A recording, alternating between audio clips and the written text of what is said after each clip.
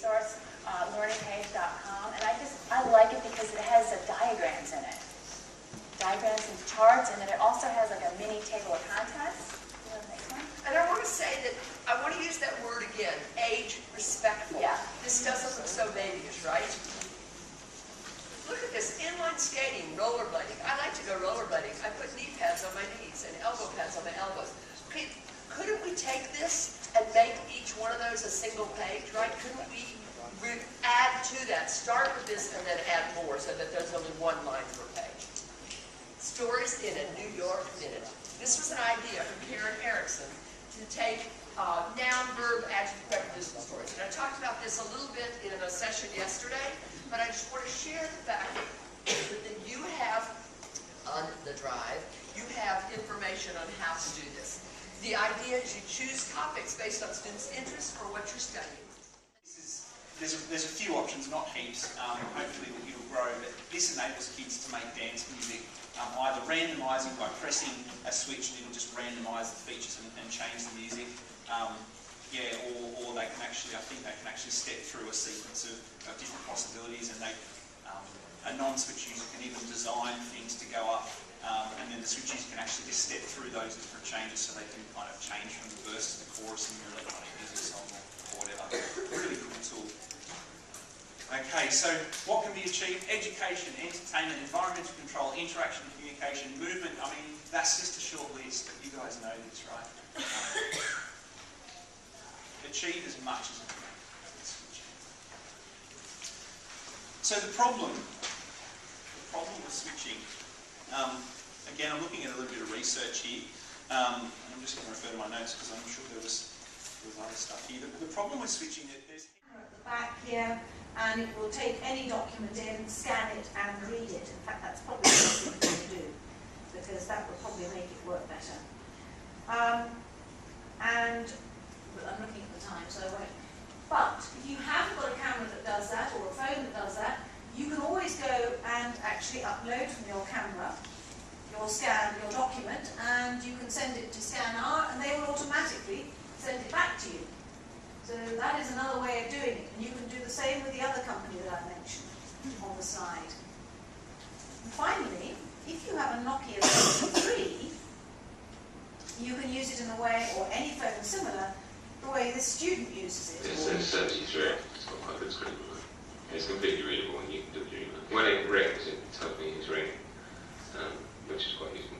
It doesn't have a flash, because I asked my tutor had an A4 sheet of the times for all the semesters, every holiday. Insights, and this is a simple way that you can easily embed symbolised content into a website. So as well as the paper-based materials, it can be online. And a product called Points, where Points embedded into a website. It allows, if you copy your mouse on any word you don't understand, the symbol will pop up.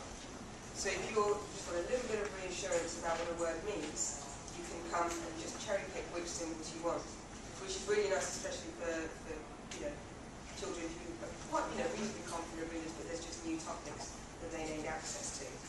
And it doesn't overwhelm the site for everybody else. It's quite an inclusive way, so children who don't need the symbols don't need to use it. And then lastly, obviously, we're continuing to develop the symbols. Some work we've done recently with Spectronics is to look at developing a whole load of specific Australian New Zealand symbols. I can't get it because this isn't actually a live web page. What I've used to pull this down is something called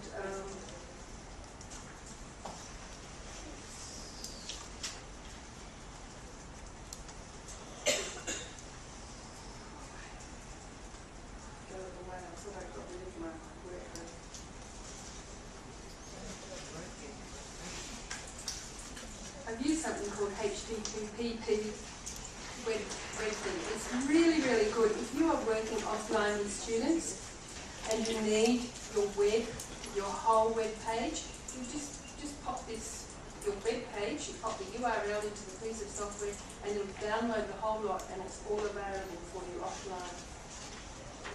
And I'm being forced to have a mini break. available, and it's called Illyria, and the URL is there. I tried to get one the other day. David Woodbridge knows more about this than what I do, but Vision Australia have a ton of books on DAISY format. But I think you have to prove that you have a certain vision impairment. Is that right, David? Yeah. So the children. Sorry, no, just print disability. Fine.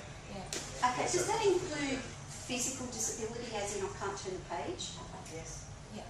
Yeah, it's always good to check with the library because our rules are gradually changing. Oh, So I always let people know that it's what we normally say is print disability and then check with the library. all right. Excellent. Okay, so that's really worth checking out. And Because Jeanette, the email address you got there for Guide Dogs Western Australia, they've just announced that they're in a partnership with Bookshare, which is You can start scanning straight away. But then if you scan back to the main, what's my word? What's the word? Menu. Yeah, menu.